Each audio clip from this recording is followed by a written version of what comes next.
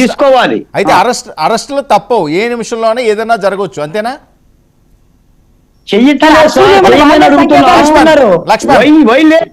మాటలొద్దు, చేతలే చేయమంటున్నాం. చట్టం తన పని తను చేయమంటున్నాం. లక్ష్మణ్, జగన్మోహన్ రెడ్డి గారి క్షణాల్లో చేసింది, క్షణాల్లోనే చేసింది ఆయన. ఎవరికి టార్గెట్ అండి? ఎవరిని టార్గెట్ చేస్తారు? ఈ రోజున అంజయ్ గారు అన్నారు, హోమ్ మినిస్టర్ గారు కొడాలనే టార్గెట్ అని.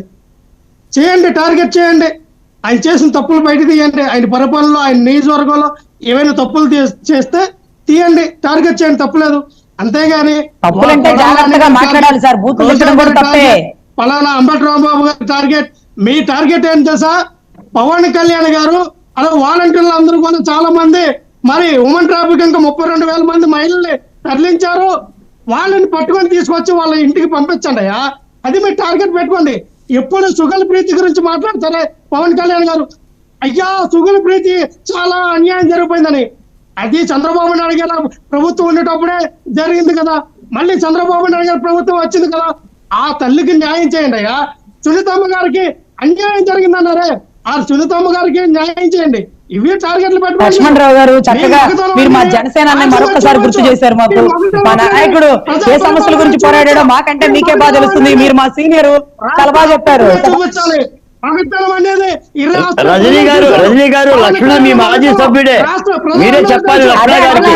అందుకే సీనియర్ అంటున్నా, మా నాయకుడు దేని గురించి పోరాడాడు ఆయనకే బాగా అర్థం అవుతుంది. ఎందుకంటే మొదటి నుంచి ఉన్నాడు కదా, మేము ఇప్పుడే జాయిన్ అయిన వాళ్ళు. బాలకోట గారు, రజనీ గారు, డూటి రాకేష్ గారు, నేను మాట్లాడాల్సిన పవన్ కళ్యాణ్ గారికి మగతనం ఉంది కాబట్టి ఆంధ్రప్రదేశ్ రాష్ట్ర ప్రజలు అందరూ చూస్తారు ఆయన మగతనం. ఈ రోజు ఆయన మగతనం జరుగుతాయి, సుగల ప్రీతికి న్యాయం చేయాలని అన్ని జరుగుతాయి. లక్ష్మణ గారు అన్ని జరుగుతాయి. వాళ్ళు మగతనం చేపిస్తారు, అరెస్టులు చేపిస్తారు, అందరినీ తొమ్ముతారు. అందరికీ మగతనం అంటే పవన్ కళ్యాణ్ గారు ఒక్కరే మగవాడు.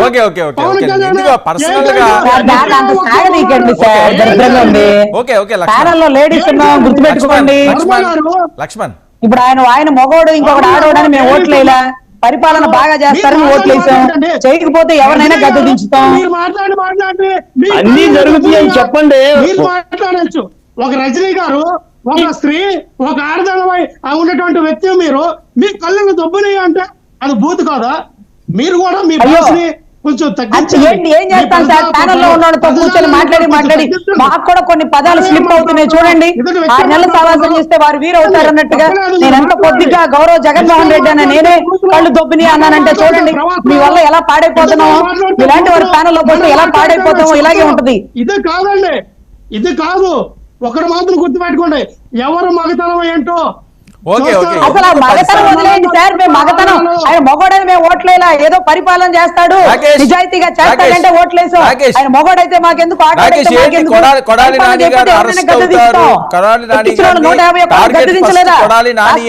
150 ప్రచారం జరుగుతున్న అంశం.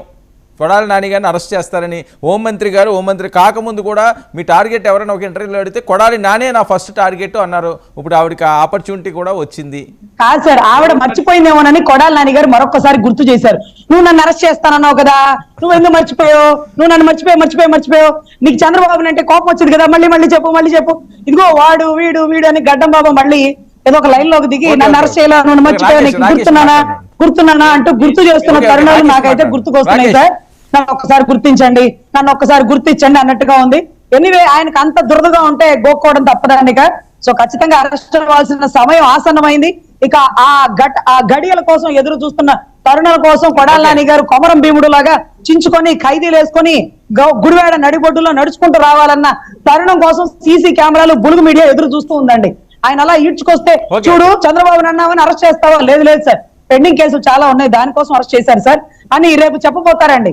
ఎందుకంటే అరెస్ట్ అవడం అయితే పక్కా ఇది రాసి పెట్టుకోండి. పెండింగ్ కేసులు విజయవాడలోనే నాన్ బెయిలబుల్ కేసులు ఉన్నాయి, వారెంట్ ఇష్యూలు ఉన్నాయి. ఇంతవరకు ఒక్క పోలీసు అధికారికి అతని దగ్గరికి వెళ్ళి అరెస్ట్ చేసుకొచ్చే అధికారం లేకపోయింది పాపం. ఇవన్నీ తిరగదోడతాం.